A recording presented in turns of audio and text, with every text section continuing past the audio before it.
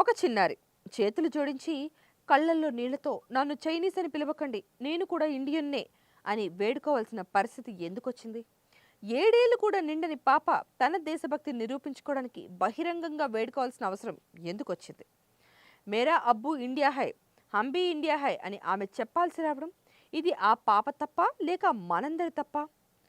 మనం భారతీయులమే కదా అని గర్వంగా చెప్పుకుంటాం, కానీ మన కళ్ళ ముందు కనిపించే ప్రతి భారతీయుడిని భారతీయుడిలా చూస్తున్నామా? ఈశాన్య రాష్ట్రాల మనుషుల ముఖ కవలికలు మనలా లేవని వారిని చైనీస్, నేపాలీ, మంగోలియన్ అని కూడా పిలవడం ఎంతవరకు సమంజసం? దేశభక్తిని పెంచాల్సిన చోట మనమే జాత్యహంకారాన్ని పెంచుతున్నామా? అరుణాచల్ ప్రదేశ్ నుంచి వచ్చిన కన్నీటి పిలుపు ఇటానగర్కు చెందిన ఒక చిన్నారి పంచుకున్న వీడియో ఇప్పుడు యావత్ దేశాన్ని కదిలిస్తోంది. ఒక వ్యక్తి తనను చైనీస్వా అని అడిగిన సందర్భాన్ని ఆమె గుర్తు చేసుకుంది.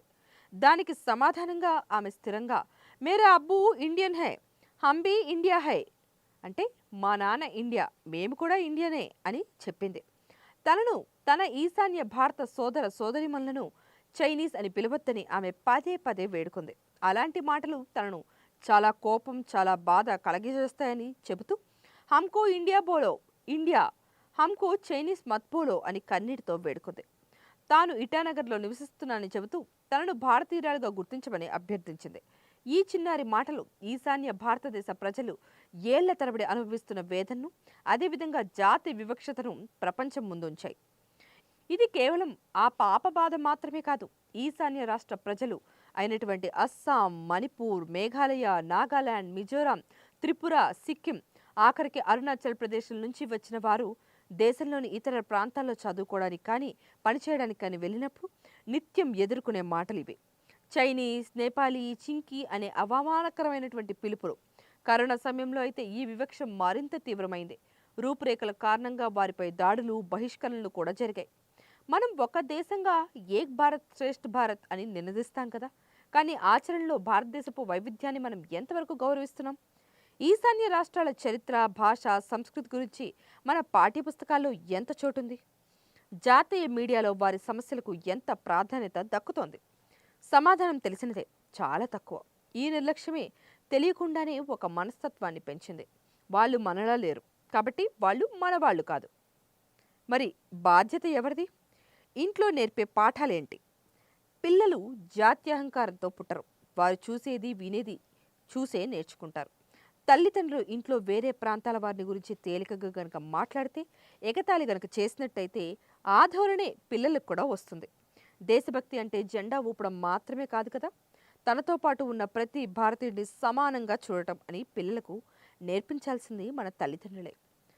పాఠశాలలు, పాఠ్యాంశాలు, మన విద్యా వ్యవస్థలో ఈశాన్య భారతదేశం గురించి బోధించే అంశాలు చాలా పరిమితంగానే ఉన్నాయి. అంటే చాలా లిమిటెడ్గా ఉన్నాయన్నమాట. ఢిల్లీ, ముంబై, హైదరాబాద్ చరిత్ర నేర్చుకున్నంతగా మణిపూర్ లేదా నాగాలాండ్ చరిత్ర గురించి పిల్లలకు అసలు తెలియదు. తెలియని దాన్ని భయపడడం, అపహాస్యం చేయడం మనిషి సహజ ప్రవృత్తి. ఈ అంతరాన్ని పూడ్చాల్సిన బాధ్యత మన విద్యా వ్యవస్థదే. మీడియా, సినిమాల్లో జోకుల్లో ఈశాన్య రూపురేఖలు ఉన్నవారిని కామెడీ కోసం, స్టీరియోటైప్ల కోసం వాడుకోవడం ఇప్పటికీ కొనసాగుతూనే ఉంది.